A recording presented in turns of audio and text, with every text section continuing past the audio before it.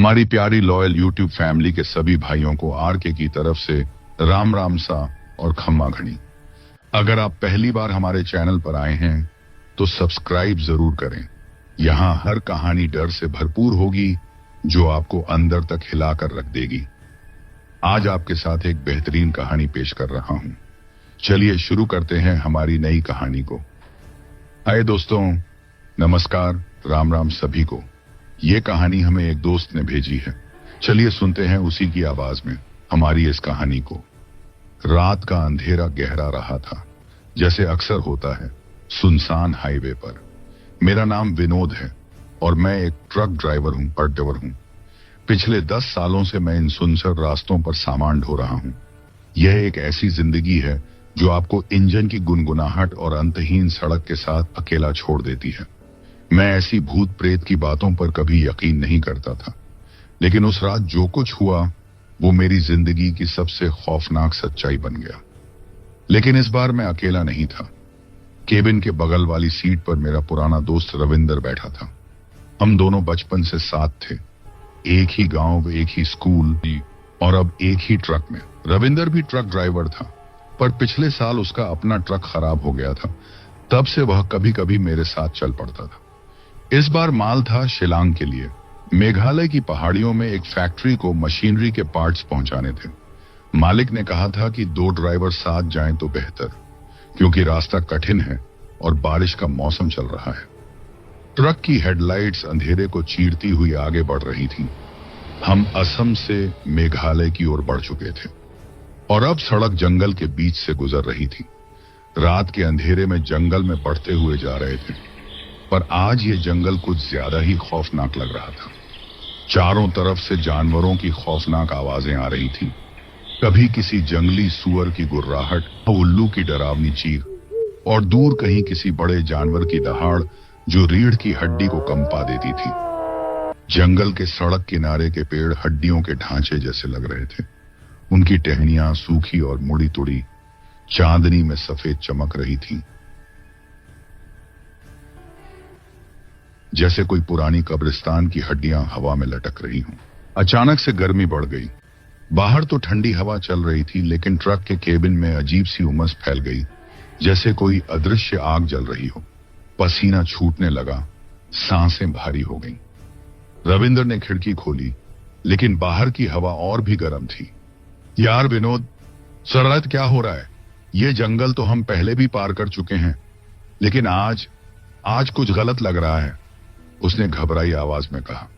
तभी हेडलाइट्स की रोशनी में कुछ दिखा। सड़क के किनारे पेड़ों के बीच एक काली सी छाया खड़ी थी, लंबी पतली मानव जैसी, लेकिन सिर के ऊपर सींग जैसे उभरे हुए। वो छाया धीरे धीरे सड़क की ओर बढ़ी और जैसे ही रोशनी उस पर पड़ी वो गायब हो गई। जब हमारा ट्रक उस जगह पर पहुंचा तो उसकी जगह पर जमीन पर कुछ बिखरा हुआ था, सफेद कपड़े के टुकड़े जो खून से सने लग रहे थे। तभी हम दोनों को दूर कहीं से एक औरत की रोने की आवाज आई, जैसे कोई दर्द में कराह रही हो, लेकिन आवाज हवा में घूमती हुई आ रही थी। दिशा पता नहीं चल रही थी। हम दोनों ट्रक से इधर उधर देखने लगे, पर हमें वहां पर कुछ भी दिखाई नहीं दे रहा था। हम अंदाजा नहीं लगा पा रहे थे कि बोलन आवाज किधर से आ रही है। बस हम दोनों एक दूसरे का मुंह ताक रहे थे। रविंद्र मेरे से कह रहा था, विनोद, मैंने इस रोड के बारे में बहुत से किस्से सुने हैं। मैंने सुना है कि कई ट्रक इस रोड से गायब हो चुके हैं। यहाँ डायनो का साया है। मैंने उससे कहा, चल वे, मुझे ज्यादा ज्ञान मत दे। ये मुझे हमारा बहम लग रही है, या कोई डाकू चोर उचक्के होंगे जो कि ट्रक को लूटने के लिए इस तरह के हथकंडे अपनाते हैं। तभी मैंने रविंद्र से कहा, यार तू ट्रक चला, मेरी पीठ में दर्द होने लग रहा है। वो ट्रक चलाने लग गया और मैं केबिन में आराम करने लग गया। तभी हमारे ट्रक की स्पीड कम हो गई। इंजन में अजीब सी खटखट शुरू हो गई। रविंदर ने ब्रेक लगाया और हम रुक गए। बाहर निकलकर देखा तो सड़क पर ताजा खून के छींटे थे, जैसे कोई जानवर या कुछ और घसीटा गया हो। चारों तरफ कोहरा और घना हो गया और पेड़ों से लटकती हुई जड़ें अब सांपों जैसी लग रही थी जो हिल रही थी। भाई जल्दी चल, यहां रुकना ठीक नहीं, मैंने कहा। मेरा दिल जोर जोर से धड़क रहा था। हम वापस ट्रक में बैठे, इंजन स्टार्ट किया और तेजी से आगे बढ़े। लेकिन वो रात अभी खत्म नहीं हुई थी। जंगल का खौफ हमारे पीछे लग चुका था। जंगल का खौफ। ट्रक की स्पीड पकड़ते ही सड़क पर कुछ और दिखाई दिया। मरे हुए जानवरों के शव जो कि सड़क पर यहां वहां बिखरे हुए थे कि भयानक तूफान ने उन्हें यहां फेंक दिया हो। उस खौफनाक दृश्य को देखकर एक बार तो मेरा माथा हिल गया। साला, मैंने मेरी जिंदगी में ऐसा सीन पहले कभी देखा ही नहीं था। मैंने देखा कि एक एक हिरण का शरीर चीर फाड़ कर बुरी तरह नोचा गया था। उसकी आंतें सड़क पर फैली हुई थी, आंखें खुली हुई, जैसे मौत से पहले वो कुछ इतना डरावना देख चुकी हो कि उसकी शायद चीख भी ना निकल सकी। उसके बगल में एक जंगली सूअर का शव, गले से लेकर पेट तक फटा हुआ, मांस के लोथड़े लटक रहे थे और चारों तरफ मक्खियां भिनभिना रही थीं। लेकिन अंधेरे में वो मक्खियां नहीं लग रही, जैसे छोटे छोटे काले भूत जो लाशों को और चीरने के लिए उतावले हों। मैंने कहा, रविंद्र, कुछ भी हो जाए बस यहां पर ट्रक को मत रोक देना। रविंद्र ने ट्रक रोका नहीं, लेकिन उसकी सांसें रुक सी गईं। वो बोला, यार विनोद, ये क्या है? ये जानवर ऐसे मरे नहीं लगते जैसे किसी ने जानबूझकर। बस उसने इतना ही कहा था कि तभी हेडलाइट्स की रोशनी में वो औरत फिर से दिखाई दी। सड़क के बीच में खड़ी थी, सफेद साड़ी में लिपटी, लेकिन साड़ी खून से लथपथ थी। चेहरा पीला और सूखा, आंखें काली गड्ढों जैसी, मुंह से खून टपक रहा था, सर पर सींग से उग रहे थे। वो धीरे धीरे हमारे ट्रक की ओर बढ़ी, हाथ फैलाए हुए जैसे हमें बुला रही हो, लेकिन उसकी उंगलियां मुड़ी हुई। नाखून लंबे और नुकीले थे, जैसे किसी जानवर के पंजे। मैं जोर से चीखा, रविंदर, तेज भगा! लेकिन वो औरत गायब नहीं हुई। वो ट्रक के करीब आती गई और उसकी कराह अब हमारे कानों में गूंज रही थी, जैसे वो हमारे दिमाग में घुस गई हो। अचानक एक जोरदार धमाका हुआ। ट्रक के बोनट पर ऊपर से कुछ गिरा। हम दोनों उछल पड़े। बाहर देखा तो एक मरा हुआ जानवर, एक बड़ा सा बंदर जैसा था, लेकिन उसका शरीर भी चीरा फाड़ा गया था, आंखें निकली हुई, और वो बोनट पर लटका हुआ था जैसे पेड़ों से कोई अदृश्य हाथ ने उसे फेंका हो। खून बोनट से बहकर विंडो स्क्रीन पर फैल गया। सब कुछ लाल हो गया। रविंदर ने वाइपर चलाया, लेकिन खून और गाढ़ा हो गया, जैसे वो जम रहा। फिर एक और झटका लगा। जोरदार आवाज के साथ हमारे ट्रक का टायर फट गया, जैसे कोई बम फटा हो। ट्रक डगमगा गया, सड़क से बाहर की ओर स्किड करने लगा। टायर के टुकड़े उड़कर बाहर आ गए और ट्रक जंगल की ओर मुड़ने लगा, जहां पेड़ हड्डियों के ढांचों जैसे खड़े थे। हम दोनों चीखे, लेकिन वो औरत की हंसी अब हमारी चीखों में घुल गई थी। एक ठंडी खोखली हंसी जो रीढ़ में सुइयां चुभो रही थी। ट्रक रुका, इंजन बंद हो गया और चारों तरफ सन्नाटा छा गया। लेकिन वो सन्नाटा नहीं था, वो मौत की सांस थी जो हमें घेर रही थी। हम दोनों ट्रक से नीचे उतरे, पैर कांप रहे थे, सांसें फूली हुई। फटा हुआ टायर एक पेड़ के पास लुढ़कता हुआ पहुंच गया था, जैसे कोई अदृश्य ताकत उसे खींच रही हो। हमने उसे उठाया। वो गर्म था, जैसे अभी अभी आग में से निकला हो, और उस पर खून के धब्बे थे जो हमारे नहीं थे। गाड़ी के अंदर से जैक निकाला, हाथ कांपते हुए टायर चढ़ाने लगे। दिल जोर जोर से धड़क रहा था, पसीना आंखों में गिर रहा था, और चारों तरफ वो जानवरों की लाशों की बदबू अब सड़ांध बन चुकी थी, जैसे मौत खुद सांस ले रही हो। इतने में वो औरत हमें फिर से सड़क के पास दिखाई दी। अब वो करीब थी। उसकी शक्ल इंसानों जैसी थी, लेकिन सिर पर मुड़ी हुई सींगें उभरी हुई, दांत बाहर निकले हुए, नुकीले और खून से सने, जैसे वो अभी किसी का गला चीरा हो। पैरों में जंजीरें बंधी थीं जो सड़क पर रगड़ रही थी। हर कदम पर लोहे की खनखनाहट, और उन जंजीरों से आग की चिंगारियां उड़ रही थीं, जैसे नर्क की आग जमीन पर उतर आई हो। वो जोर जोर से हंस रही थी, एक ऐसी हंसी जो कानों को चीरती हुई सीधा दिल में घुस रही थी, ठंडी और पागलपन भरी, जैसे वो सदियों से भूखी हो और अब हमारा मांस देखकर उतावली हो रही हो। हम दोनों जल्दी जल्दी टायर फिट करने लगे, लेकिन हाथ नहीं संभल रहे थे। तभी अंधेरे से दो और डायनें निकली। उनके पैरों को घसीटते हुए, जमीन पर निशान बनाते हुए वो हमारे पास आ रही थी। उनकी आंखें लाल चमक रही थी, मुंह से झाग टपक रहा था और नाखून इतने लंबे कि हवा चीर रही थी।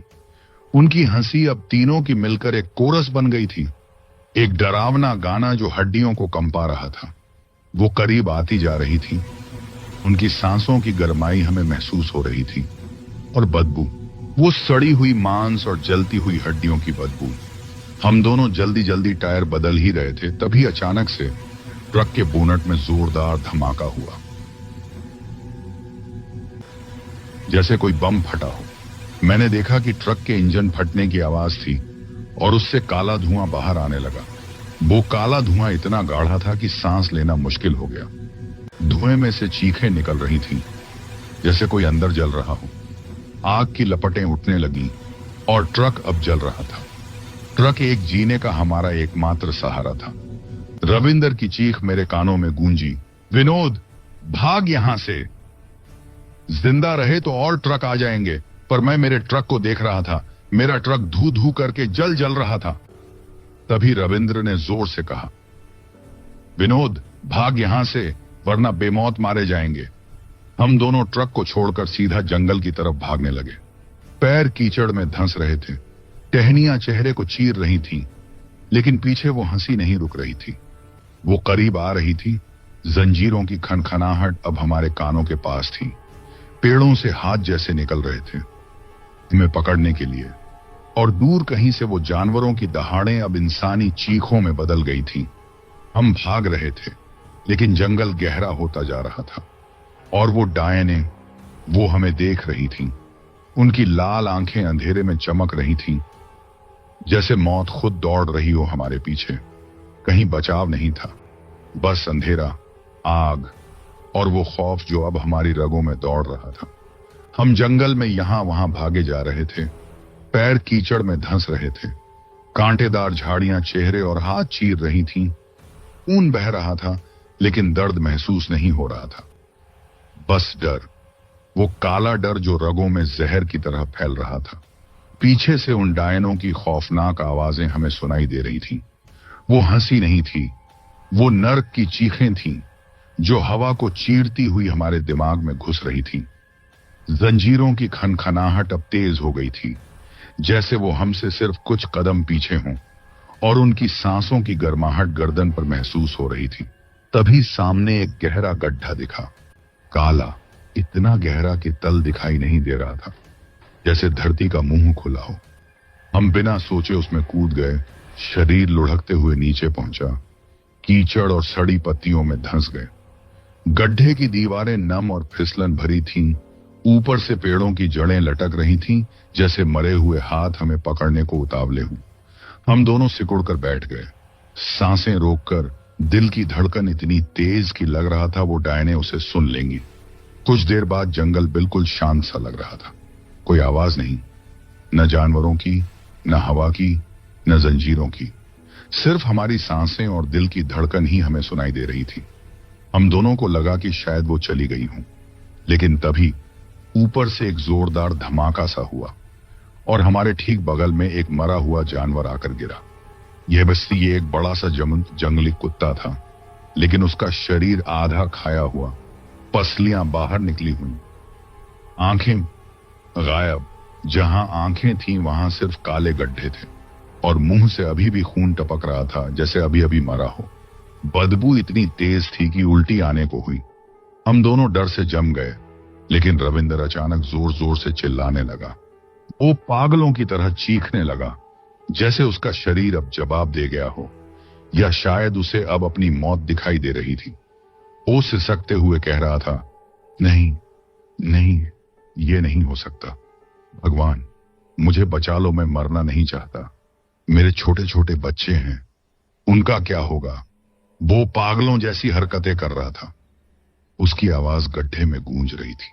मैंने फौरन उसका मुंह बंद कर दिया, हाथ से जोर से दबाया, लेकिन वो डर से रो रहा था। उसकी आंखों से आंसू टपक रहे थे और नाक से पानी बह रहा था। शरीर कांप रहा था, जैसे उसे ठंड लगी हो। चुप रविंदर, चुप रहे, मार डालेंगी वो। मैं बार बार फुसफुसा रहा था, लेकिन वो चुप होने का नाम नहीं ले रहा था। उसकी चीखें अब दबी हुई कराहट में बदल गई थीं, जो और भी डरावनी लग रही थी। तभी हवा में एक ठंडी सा हवा का झोंका आया, जो कि मेरे गालों को छू गया। मैंने उस गड्ढे से कुछ पत्तों को हटाकर देखा तो वो डायन, वो जो कि हमने शुरू में सड़क पर देखी थी, वो वाली हवा में उड़ती हुई ठीक हमारे सामने आ गई। गड्ढे के मुहाने पर उल्टी लटकी हुई थी, सिर नीचे, बाल चारों तरफ फैले हुए जैसे सांप हवा में लटक रहे हों। उसके मुंह से खून और मांस के टुकड़े टपक रहे थे। वो खून और मांस के टुकड़े मुझे ताजा लग रहे थे, जैसे कि उसने अभी किसी इंसान का शिकार किया हो। उसकी आंखें पूरी तरह से काली थी और उन आंखों के ऊपर कोई पुतली नहीं थी, सिर्फ काले घेरे जैसा अंधेरा सा दिखाई दे रहा था। वो हंस रही थी, ही ही ही, एक पतली कर्कश हंसी जो कि हमारे दिमाग में घुस रही थी। उस भयानक हंसी से मेरा दिमाग फटा जा रहा था। मैंने जोर से अपने कान बंद कर लिए, पर वो हंसी इतनी खौफनाक थी कि जैसे वो हमारी आत्मा को चूस रही हो। उसके नाखून लंबे होकर गड्ढे की दीवार चीर रहे थे और जंजीरें अब आग की लपटों में लिपटी हुई चिंगारियां उड़ा रही थीं। मैंने रविंदर का हाथ कसकर पकड़ा। उसका हाथ बर्फ सा ठंडा था, जैसे हम इस, और उसे खींचते हुए गड्ढे की दूसरी दीवार पर चढ़ने लगा। हम किसी तरह ऊपर निकले और जंगल में और गहरा भागे। पीछे से वो हंसी अब करीब थी, जैसे वो डायन हमारे कंधों पर सवार होकर हमारे साथ साथ चल रही हो। पेड़ों से खून टपक रहा था, जमीन पर हड्डियां बिखरी हुई थीं, जो हमारे पैरों तले चटक रही थीं। रविंदर अब चीख नहीं रहा था, बस रो रहा था, लेकिन हम भाग रहे थे, बस भाग रहे थे, क्योंकि रुकना मतलब मौत थी, और वो मौत अब हमारे नाम पुकार रही थी। तभी रविंदर का एक पैर किसी सड़ी हुई बेल में फिसल गया। वो बेल जीवित लग रही थी, जैसे उसके टखने में सांप की तरह लिपट गई हो। हम दोनों कीचड़ हुई और कांटों में लुढ़कते हुए जोर से नीचे गिरे। मेरे बाएं पैर में तेज दर्द हुआ, जैसे कोई हड्डी टूट गई हो। हर धड़कन के साथ दर्द की लहर उठ रही थी। मैं किसी तरह लंगड़ाता हुआ, दांत पीसते हुए खड़ा हुआ, और रविंदर भी मेरे साथ खड़ा हुआ, लेकिन वो अब शांत था। उसे देखकर ऐसा लग रहा था कि उसे चोट नहीं लगी, शायद उसे दर्द का एहसास ही नहीं हो रहा था। वो मूर्ति की तरह शांत होकर बस खड़िदधा था। मैंने उसके हाथ को पकड़ दिखाकर कहा, अब्बे क्या हुआ बे तुझे? पर वो कोई जवाब नहीं दे रहा था, बस शांत खड़िदा हुआ एक जगह देख रहा था, जैसे कि एक मूर्ति खड़ी रहती है। तभी किसी की गर्म गर्म सांसें हमें दोनों के पीछे महसूस हुई। वो सांसें इतनी करीब कि मेरे रोंगटे खड़े हो गए, और उन सांसों में सड़ते हुए मांस की भयानक गंध थी, जैसे कोई कब्र से निकला हो। पीछे से आ रही वो बदबू नाक में घुसकर दिमाग को सुन्न कर रही थी। हम दोनों धीरे धीरे पीछे मुड़े, और वहां वो डायन थी। वो अपने उल्टे पैरों से धीरे धीरे हमारी ओर बढ़ रही थी। पैर पीछे की ओर मुड़े हुए थे, हड्डियां चटक रही थीं हर कदम पर, और जमीन पर खून के निशान छोड़ रही थी। उसकी आंखें पूरी काली हो चुकी थी, मुंह से लार और खून की धार टपक रही थी, और उसके सर पर लगे हुए सींग अब और बड़े हो गए थे। उसके सींग खून से सने हुए थे। मैंने रविंदर से कहा, चल भाग यहां से, लेकिन रविंदर चुपचाप खड़ा रहा, जैसे सम्मोहित हो गया हो। मैंने उसका हाथ पकड़ा, लेकिन उसने झटके से मेरे हाथ को हटा दिया। उसकी ताकत अजीब थी, जैसे कोई और उसके शरीर में घुस गया हो। वो धीरे धीरे डायन की ओर जाने लगा। मैं चीखा, साले इधर आ, वहां क्यों जा रहा है? लेकिन वो मेरी बात नहीं सुन रहा था। उसकी आंखें सिर्फ डायन को देख रही थी। मुंह से हल्की सी हंसी निकल रही थी। तभी डायन ने एक भयानक छलांग लगाई। वो हवा को चीरती हुई रविंद्र के पास खड़ी हो गई, और उसने अपने पैने नुकीले नाखून हवा में उठाए, और एक झटके में उन नाखूनों से उसने रविंद्र को पकड़ लिया और पेड़ पर चढ़ गई। वो पेड़ पर इतनी तेजी से चढ़ी कि उसे पेड़ पर चढ़ने में एक पल भी नहीं लगा। इतनी तेज कि पेड़ के पत्ते भी नहीं हिले। ऊपर पहुंचकर उसने एक झटके में रविंद्र का पेट चीर दिया, नाखून पेट में घुस गए, आंतें बाहर निकल आईं। गर्म गर्म खून की बौछार हुई। वो डायन रविंद्र के मांस को और उसकी आंतों को मजे से खाने लगी। वो मांस को चपड़ चपड़ की आवाज करके खा रही थी। मांस फाड़ने की आवाज आ रही थी। वो डायन अपनी जीभ लंबी निकालकर रविंद्र का खून चाटने लगी, जैसे कोई भूखा राक्षस हो जिसे सदियों बाद शिकार मिला हो। वो जानवरों की तरह मांस को खा रही थी। रविंद्र की चीख, वो चीख मेरे दिमाग में गूंज रही थी, लेकिन उसकी चीख कमजोर होती जा रही थी। मैंने जमीन से एक नुकीला पत्थर उठाया और जोर से डायन के सिर में दे मारा। पत्थर डायन के सीधा सर में लगा। डायन चीख निकल गई। उसने रविंद्र के मांस को खाना छोड़ दिया और मुझे गुस्से भरी निगाहों से देखने लगी। मैंने एक पत्थर और मारा उसे। वो फिर चीखी। उसकी चीख एक ऐसी चीख थी जो कान फोड़ दे। वो एक झटके से पेड़ की डाल पर खड़ी हो गई। रविंद्र उसके हाथों से छूटकर कीचड़ में धम्म से नीचे गिर गया। मैंने उसे देखा। उसकी सांस अभी चल रही थी। छाती हल्के से ऊपर नीचे हो रही थी। आंखें आधी खुली हुई थी। मैं उसे उठाने ही वाला था कि तभी डायन ने मुझे पकड़ लिया। उसके नाखून मेरे कंधे में घुस गए। दर्द से मेरी आंखें अंधेरी हो गईं। उसने मुझे हवा में फेंक दिया। मैं एक मोटे पेड़ से जा टकराया। मेरी पीठ में जोरदार चोट लगी। मेरी सांस रुक सी गई। मैं कराह उठा। मेरे मुंह से खून निकला। मैं बस डायन को देख रहा था, पर मेरे अंदर अब इतनी शक्ति नहीं थी कि मैं उठ सकूं।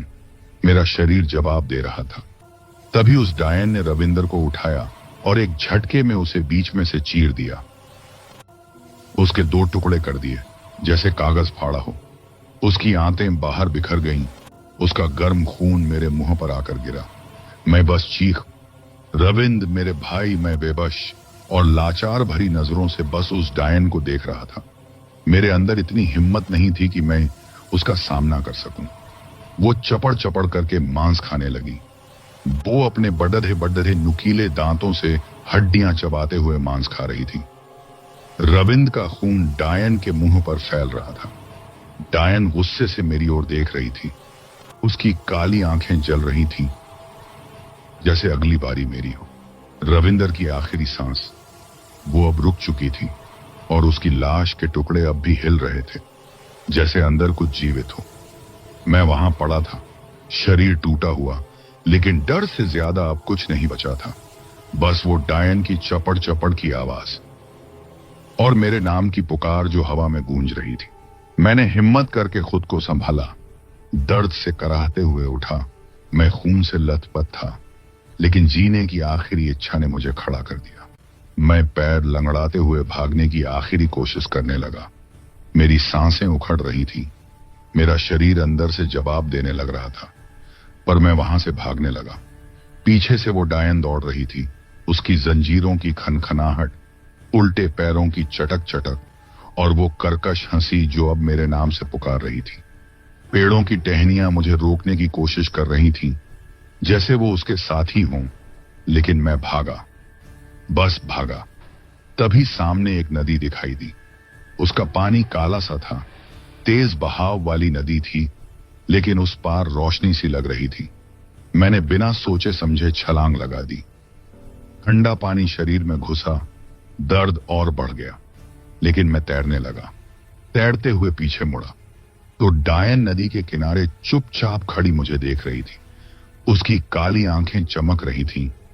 मुंह से खून टपक रहा था, लेकिन वो आगे नहीं आई, जैसे पानी उसे छू नहीं सकता हो या वो पानी से डरती हो। वो बस देखती रही। हंसी अब कराहट में बदल गई थी। मैंने ज्यादा दिमाग नहीं लगाया और पूरी ताकत से नदी को तैरकर पार करने लगा। बहाव मुझे बहा ले जा रहा था, लेकिन किसी तरह किनारे पर पहुंच गया। वहां एक छोटा सा गांव था। कुछ झोपड़ियां बनी हुई थी, उनमें से रोशनी आ रही थी।